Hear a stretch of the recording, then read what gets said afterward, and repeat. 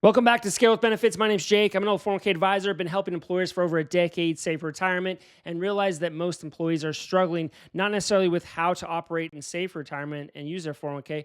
They're struggling because their health insurance costs keep going up, and this is hurting the company. This is hurting the employees and their families, and I had to do something about it. So last year in 2024, I made the decision to jump into the entire employee benefits world and to really address this issue of health insurance and what is going on and how I can help more employers free up money to do things that will help their business grow, to help your business grow and help your employees have more money to save for retirement or do the things they want to do today with their families. So here's what I found. I wanted to walk you through real quickly the problem. The real issue when it comes to health insurance is the understanding, knowing how it works and understanding that your decisions, your employees' decisions of what kind of care they're buying, and this isn't their fault. They just don't know what they're actually buying and the cost that it comes with that. That's what's driving your increase year after year. And if you are like any employer, most of them wait until the last minute to renew and kind of take that huge increase. So the scenario really happens where your benefit broker shows up, maybe it's October, November, and they sit down with you and they show you, here's what your current insurance company is telling you you're going to have to pay for the whole next year. And a lot of times that is a huge increase, usually 10 to 30%. And sometimes they'll try and negotiate again and get them to come down a little bit and kind of just push and kind of work in your favor, but not necessarily addressing the real problem. The problem is if your employees are buying healthcare and they're doing it blindly, they're not really sure what it costs, which is how the system is set up, the insurance premiums will go up. And this is an increase across the board. What is so fascinating to me is as I've worked in the retirement space, I've seen how removing conflicts of interest and seeing and having transparency into what you're actually purchasing and all the jobs necessary to make the plan work is what will really help you get on a better path and actually implement a strategy. So I want to walk you through real quick what is going on behind the scenes with your fully insured plan and how you can actually remove the front end or the insurance company part, but still get the same amount of benefit and reduce the risk of your company and your employees when it comes to healthcare. Now, behind the scenes, there are three main components that are in place that your insurance company will purchase with the premium money you send to them. Is number one, an administrative team. Right? They are actually the ones sending out the cards to the employees that say, hey, here's your benefit, here's the network, here's a phone number. Go ahead and present this to the provider or the doctor you see, and they will go ahead and send the claims and they process those claims. Now, where it gets really kind of interesting is some of those prices that are negotiated previously are all over the map. I mean, you could, no plan is the same. I mean, what's so fascinating to me is that you can go and get the same care, the same help, the same surgery, the same whatever procedure, and the price you pay could be significantly different than your neighbor who has a different insurance plan. Okay, that is probably one of the biggest factors that you have to really get into is understanding what care and what footprint does your employees, where do they live? Where are you needing care? And how can you kind of narrow that down in a way that gets them better care and you help them direct them to the right place so they're not overpaying for care? And this is not just in network, out of network, even the in network providers not necessarily don't necessarily have the looking out for your best interests because what happens is they have different contracted rates. Now, the next part of this entire puzzle is understanding the risk if there's a catastrophic claim, right? A cancer, a preemie baby, a car accident. There could be something that happens, and that's kind of what you buy insurance for. The fully insured insurance company you're paying a premium to every month is also buying stop loss insurance. That's what we call it. It's a form of insurance that covers the higher claims that come in. So think 20,000, 50,000, even 100,000. The insurance company is collecting enough premium to pay for those costs up to there because most likely the large amount or percentage of your employees are not going to come close to that. Most of them are rarely even going to go get care or even get the preventative care they need. They're going to hold off because maybe you've implemented a high deductible plan and they just don't want to pay for it. So the stop loss carrier is a flat per person per employee per month fee. Now that can change drastically if you have a lot of claims in the year. And so understanding what your cost is for the administrative team and for the stop loss is really what is not shown to you when you have a fully insured plan. But when you unbundle it, you can actually see that. The third element, and this is probably the most just the biggest problem in the industry, is pharmacy benefit manager, your PBM. Okay. We all know that pharmacy benefits is a hot topic. Getting access to the right prescriptions at the right price, I mean, it's all over the map. And it's not set up in a way that favors you as the buyer or your employees as the buyer purchaser of those benefits, because sometimes they might go to the wrong pharmacy.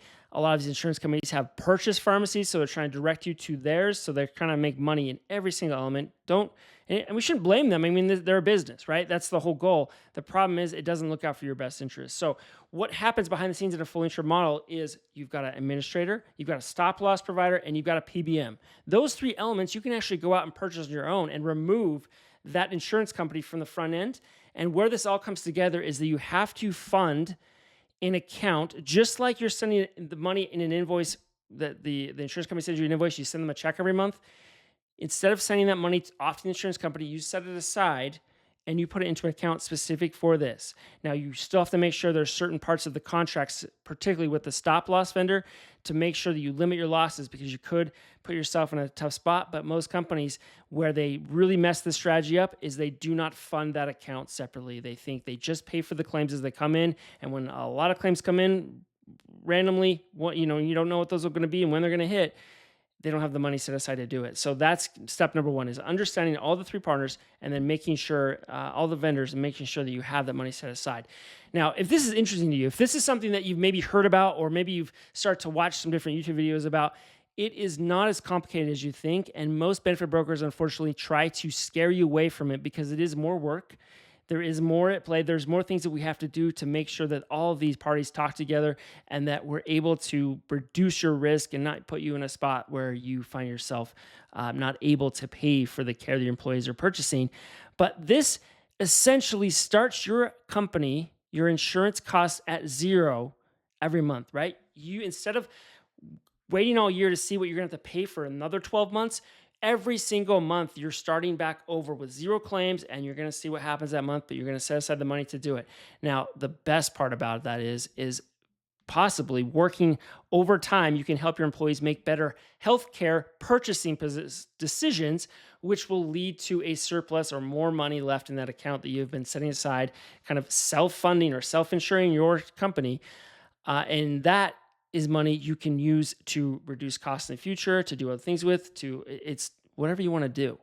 I mean, outside of the money you're collecting from their checks. So there's certain things that we have to get in the details, but I want you to understand the overall impact this can have and help you maybe get away from some of the fear that your benefits broker has put in you, because a lot of times it's just more work for them. And then the other part of this is we strip out the actual costs that or the fees that your broker is charging, and we have a flat per employee per month fee, and that's across the board. I am a huge fan of paying for the service directly from my clients, not necessarily having a commission.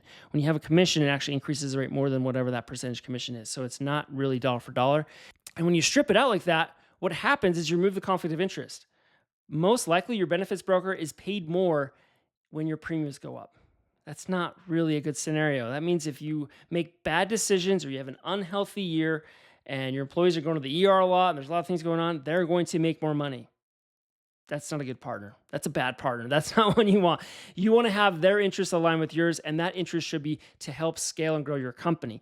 The health insurance part of your benefit package should be doing one thing. Well, it should do two things. But number one, it needs to help you grow your business. It needs to help you recruit and retain the talent you want to help scale your business. Most companies, that's the number one problem, is the constraint is you need more employees to do good work. They don't want to leave maybe that larger company because they're doing this strategy and you are not yet.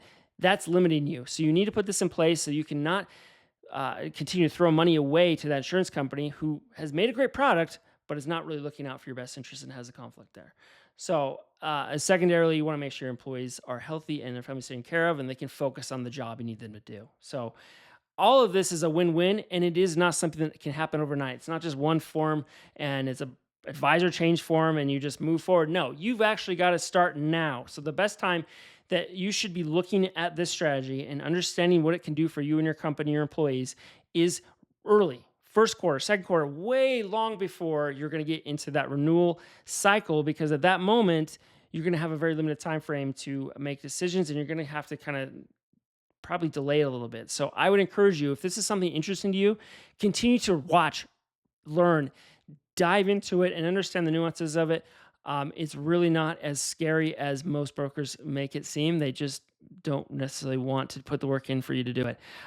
Coming from an outsider's perspective, coming from a different industry over the last decade, I have a different perspective, and I believe that if you really want to scale and grow your company, this has to be on the roadmap. This has to be part of your strategy. Buying fully insured health plans is something for the ultra wealthy, massive margin companies that are just have so flush with cash that they just don't want to put this effort in. And that's unfortunate. I think it's kind of a mistake.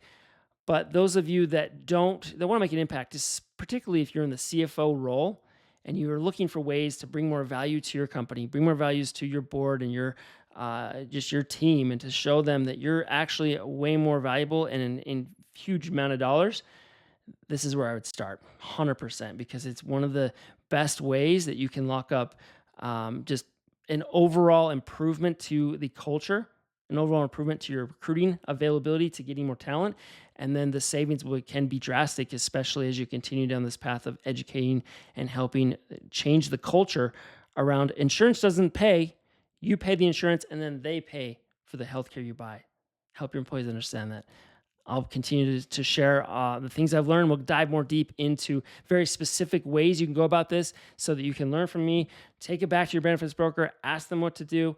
Hopefully there's an opportunity that we could chat and maybe I would be able to help you. I give away as much information as I can, being in the industry and just seeing the overwhelming need for more education, more understanding, so that you're not buying products that don't really fit the long-term goals and vision for your company.